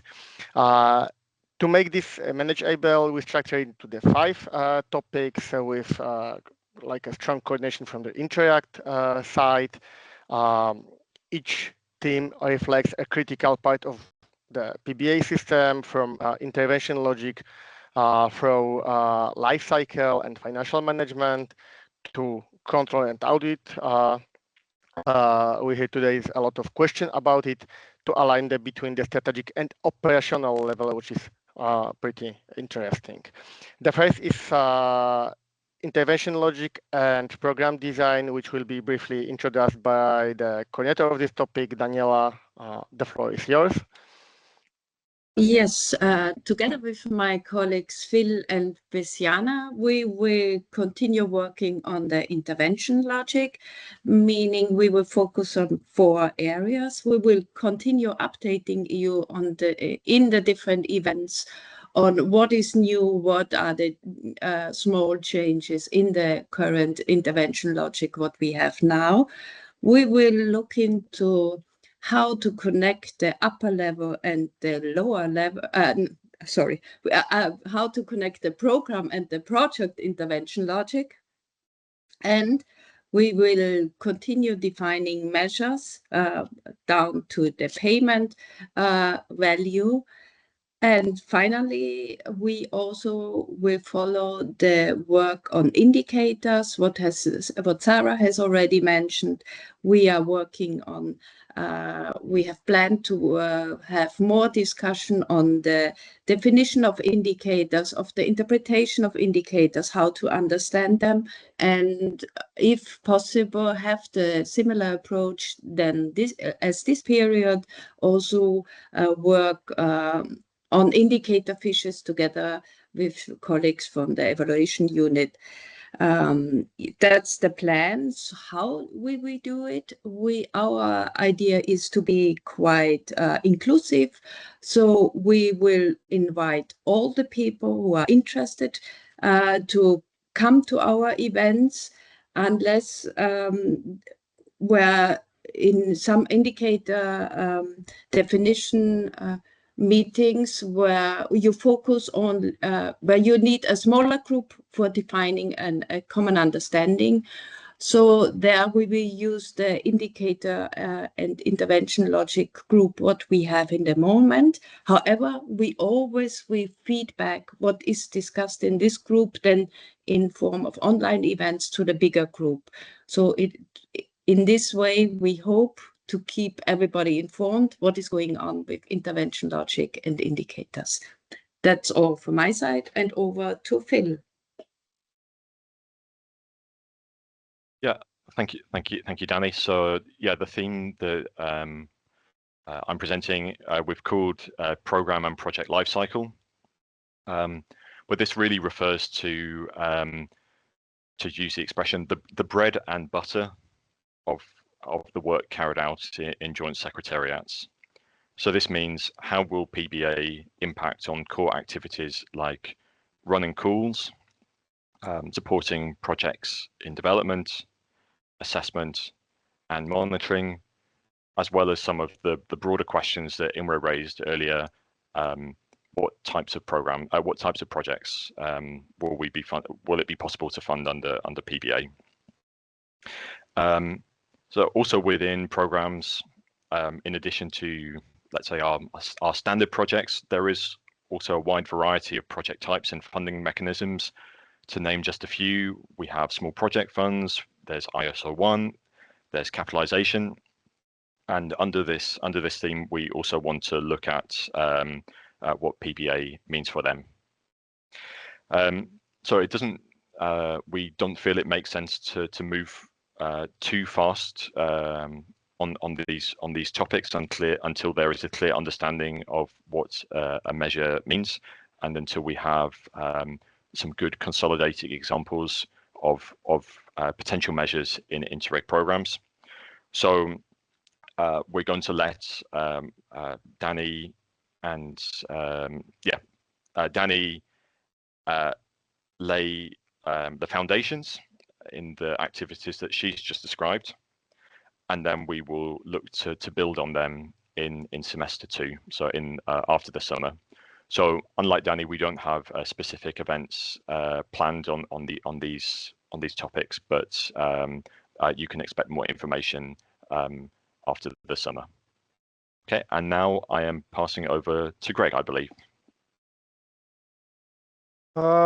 Okay, so in the team, so we titled that like a program financial management upper level.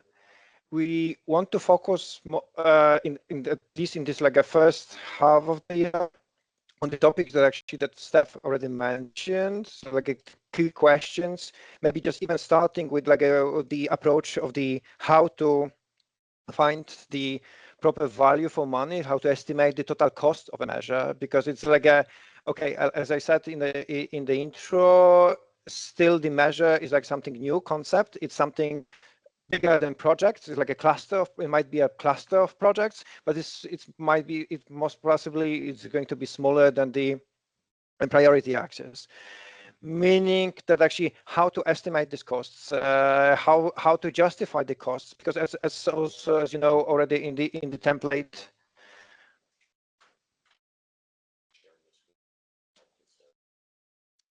Go on, Greg. Okay. It's about the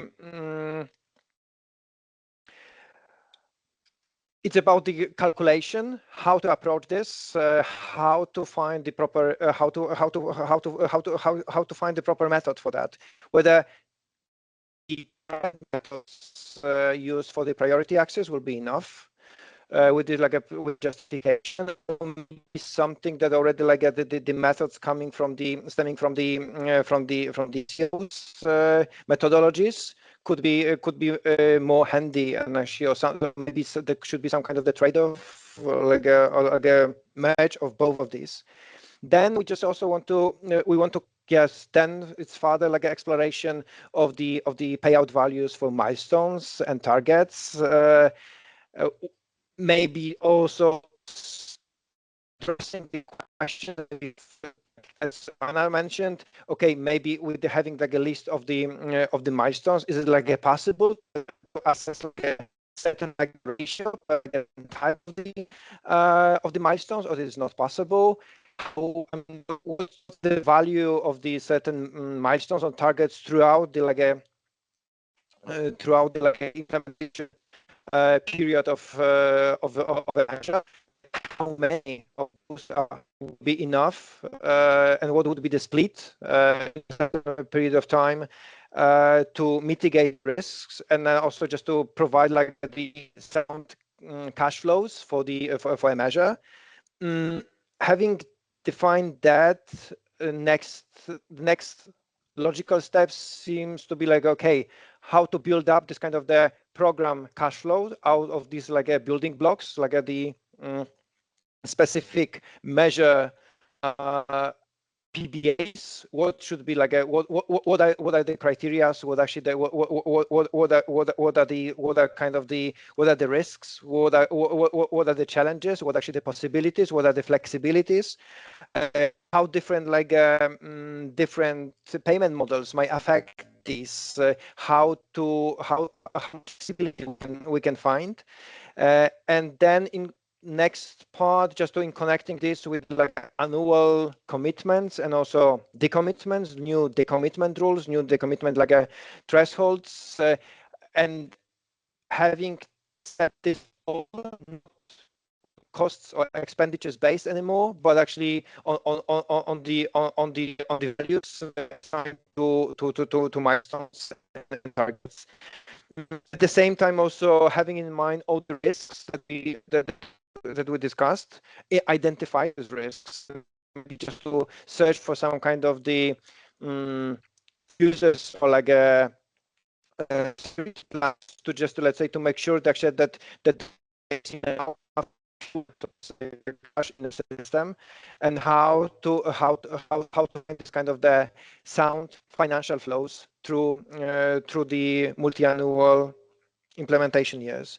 So these are like the 5 main building blocks, and this is something that together with Maciej, Sana, Przemek, and Jasmina, we are going to search for. How you can, we will just try to do it like a online or maybe in person, like a small events. As we said, we are open to anybody who's just really want to like reach us and just to work with us. Probably, so please, through this website that and a dedicated web page, please contact either any of us, and just to indicate kind of the willingness on the joining the work. Apart from that, obviously, like a separate events on this will be announced through the web page. And yes, so whoever wants to, let's say, to work with us and just to get yourself your hands dirty on this, you are most welcome to join. And with these, I think that another next team that we will be closely cooperating and actually just really aligning our work is the control over. Yes, everyone's favorite topic. Thank you, Greg. Yeah. Yeah, some of us like surprises in everyday life, but none of us like surprises when it comes to control and audit. And we really need clarity on this and how it will work, how it will look like under PBA. So this is what we plan to explore, to work on together with you. How will the management verifications also, so we are continuing with risk-based management verifications, how will that look like under PBA? Then, as Steph mentioned, double financing, questions of state aid irregularities, verification of compliance with applicable law. So all these questions, we will work together on finding the answers and solutions. Mainly, of course, Greg showed earlier the template for the Interreg plan chapter, and in the table 3.b, which is verification of the achievement of milestones and targets, you need to describe what documents or system will be used to verify the achievement of milestones and targets, and you need to describe how the management verifications will be carried out. So this is maybe one of the first steps that we will start with. And what will be the exact role of controllers, role of auditors, how will it look like? Yeah, please join us and let's work together on this. As my colleagues mentioned, you will find more information about the future events or meetings that we plan for this theme in our website and our channel. And yes, together with Przemek, Florin, Sana, and Alexandra, we will be working on this topic. So feel welcome to join us, to contact us, and to join us. Thank you. Maciej, over to you. Thank you. Sikel is back to me. You can see how this interconnectedness works, how describe mainly Greg in the middle of the process, how many mutual important things is working inside of PBA model. The last, like a little bit horizontal umbrella topic for financial flows is matching upper and lower level. This focuses on designing and financial model that ensures program liquidity and smooth financial flows, including the consideration of internal and external risk that may occur and affected the financial flows. And of course, some influence some kind of success of program. It aligns cash flow system from the commission to programs, from programs to projects, and back because there is a strong emphasis on two-way coordination of these flows, and this is like a success story of program in PBA model. How you see PBA is not a single discipline exercise, but it requires combined few expertise and how colleagues describe, we work with you in these 5 teams, and I hope that we are able to create the best solutions for programs. Let's jump to the next slide. What happens next? We all know that the time is moving pretty fast. That is why Interact is shifting from conceptual work to concrete support. We will continue working through the PBA and intervention logic groups because in reality these topics are really connected in this PBA model. In the coming months, you can expect introductory PBA webinars starting in March, again for repeat basic things, and again grounding the knowledge which we have for now. In coming months, we can looking forward for targeted thematic events, how colleagues presented here.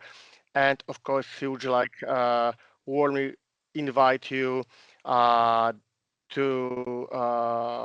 participation within the Interfin, our big finance event in Tallinn at the end of May, where part the agenda will focus on the PBA and the post-27 financial context.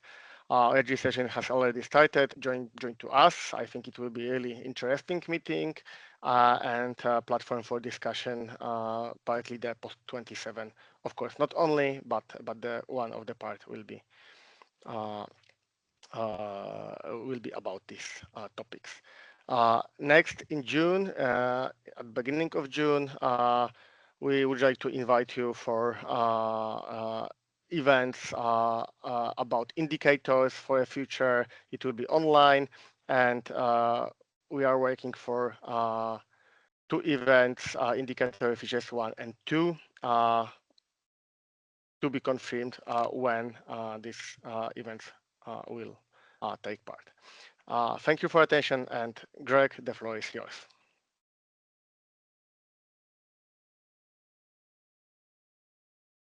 Thank you, Maciej. Just one more word on this slide is that in the what you see actually what we will continue with the work on the work in the performance working group and teams, as we already presented. This is actually where this extra events actually they will pop up, and you can also they will be also announced on the Interact web page.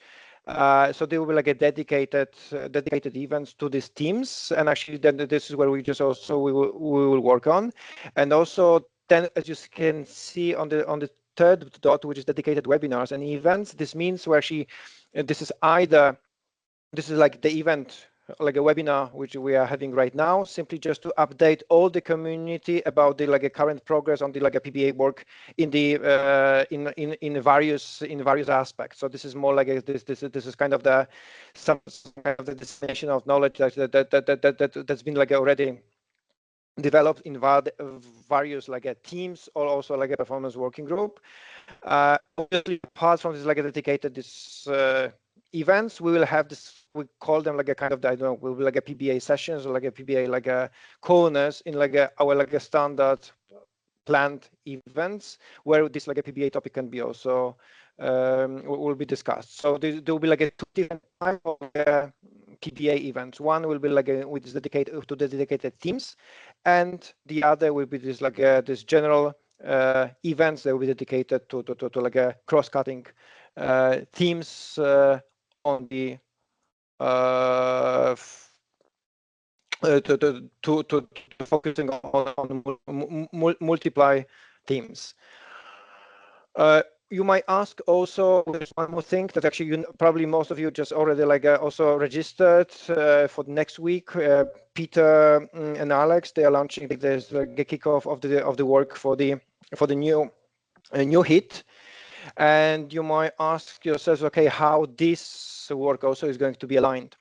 So as you can see, this is in this kind of the funnel shape here. So what we are trying to achieve and what we are trying to do with the PBA is work is shared. So together through a performance working group and the teams is just to develop this common understanding of the future delivery model. So this is where the top part of the funnel, so to say, it's happening. Whereas HIT, it's a next step is searching for the harmonization approaches. So that's where our work also will fit in to Peter's and Alex and all the colleagues working with the HIT. The more you will hear from Peter and Alex next week in the webinar. Probably most of you already registered for that, but this is just to have a few words on the logic and the alignment between the PBA and HIT. If you ask yourself how these two work will be connected. I think this is a last two slides is more something that already Phil announced, and actually it's but also reflected. Obviously, this was, as you can see, this is not a full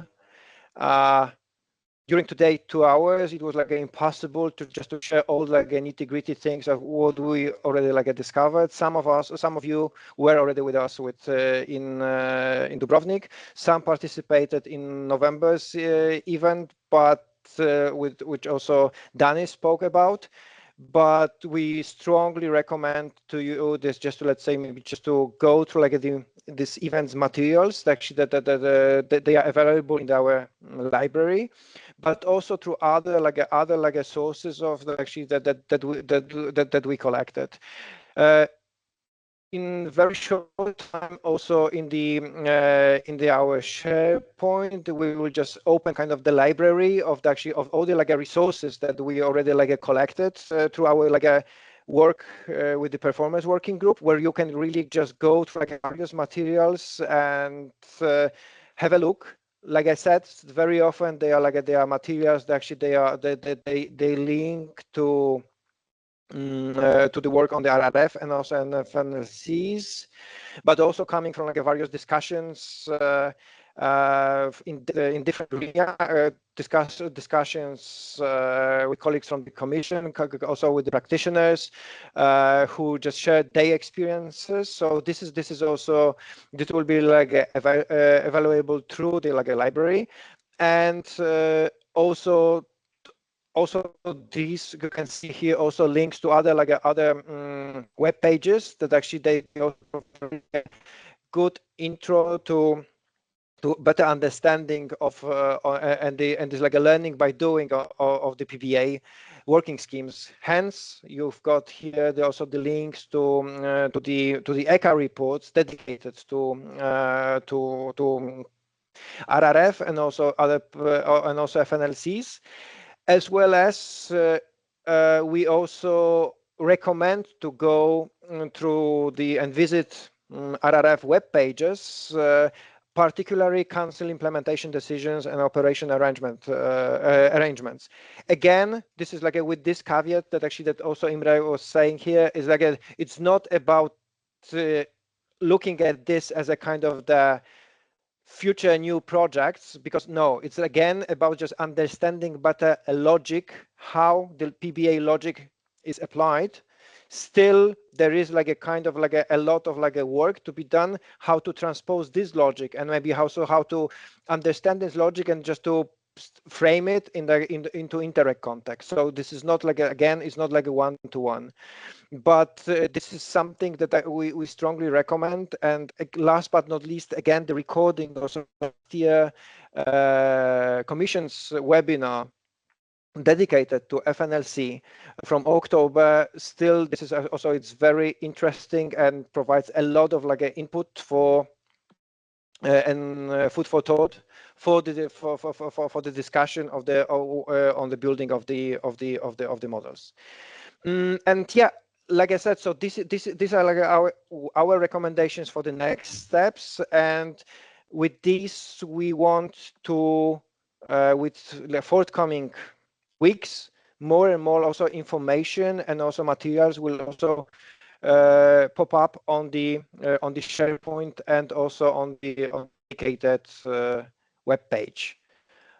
I think I will stop now and pass the screen to Phil, as this is like a third time promise for the questions.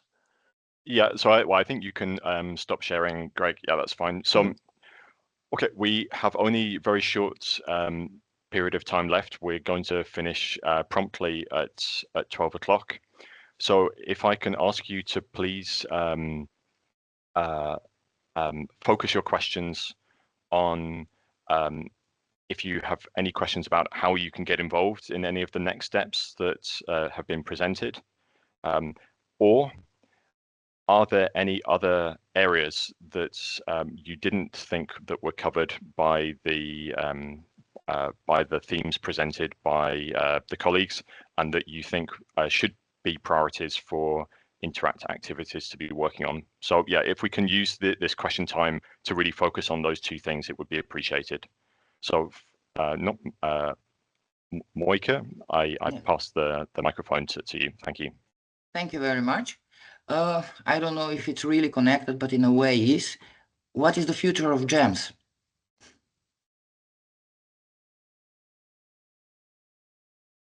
Do we have any GEMS colleagues on the call here, or? I think that this is a good question to be answered also in the next meeting in HIT, where they also talk about this. And yeah, I would invite you to be register for this event to get more details on GEMS and the future of GEMS. Thank you very much. You're welcome. Yeah, thank you for the question, and thank you, Danny, for this answer. Agnieszka. Yes, hello to everyone. I have a very technical question, but I didn't get this from the information you shared with us related to this Nexus approach and these 5 teams. Are you going to create kind of a subgroups working on each of the team, or how programs should get involved? Because, you know, on the slide, it was written that everyone is, of course, welcome. But what does it mean, everyone is welcome? So how practically the work with the programs, because I understood that at some point you will organize events to share the knowledge and the developments, but how the programs can be involved in the work on these teams if they would like to contribute to it, because this I didn't get. What does it mean, 5 teams, if not 5 subgroups, working groups? So then how the approach, this Nexus approach, will be applied in practice?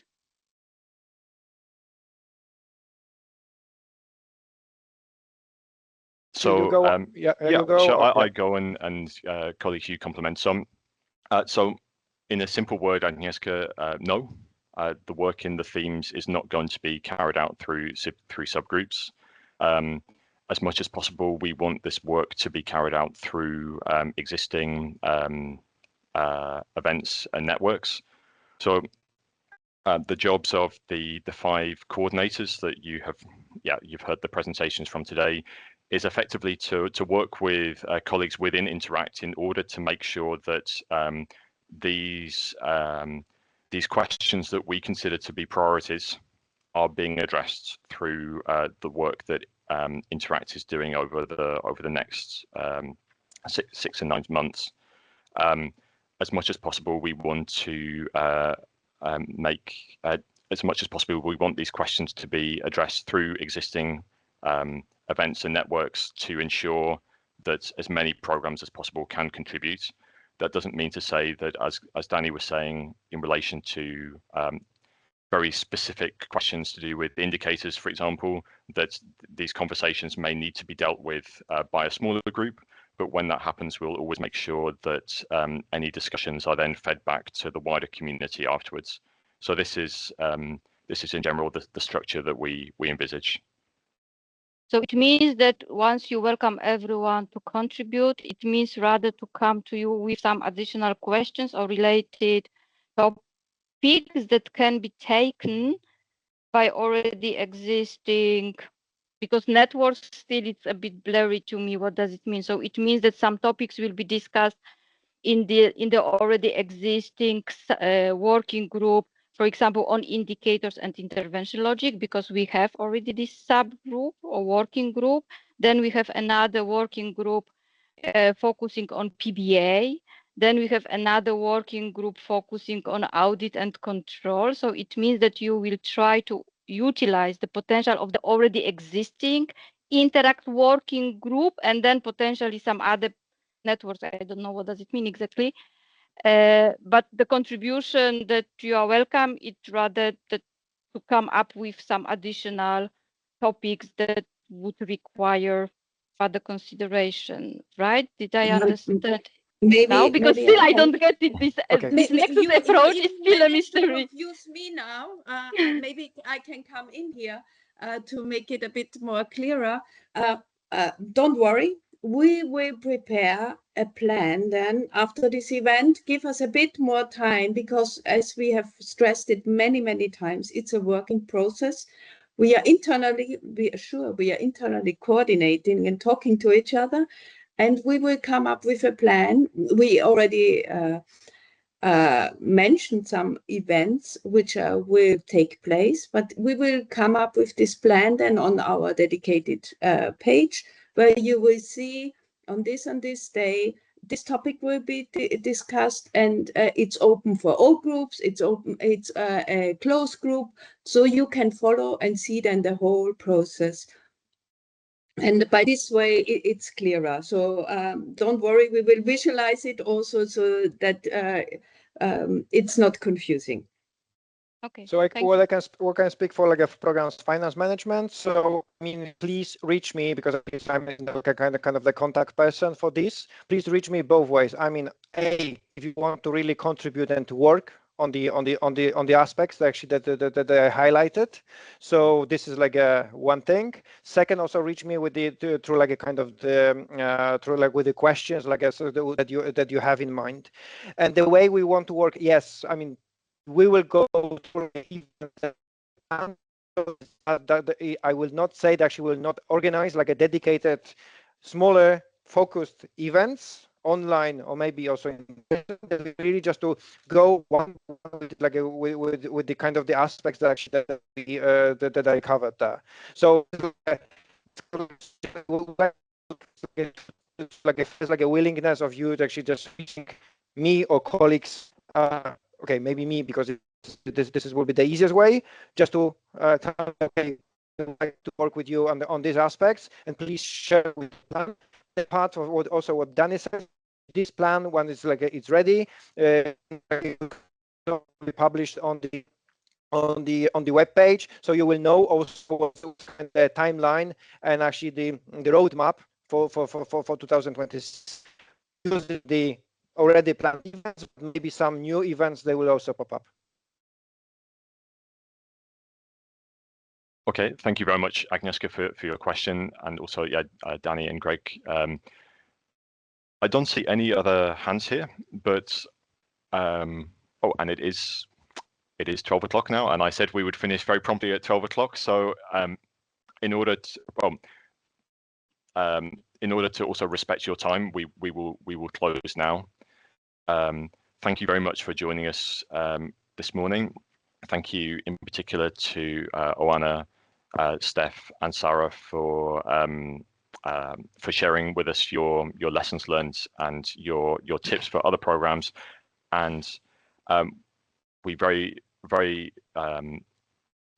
much look forward to getting our hands dirty together in the rest of 2026.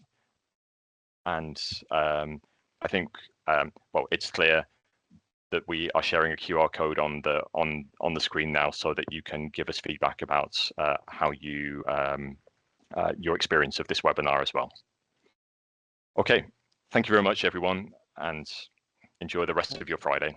Goodbye. Goodbye. Thank you. Bye. Thank you. Bye-bye.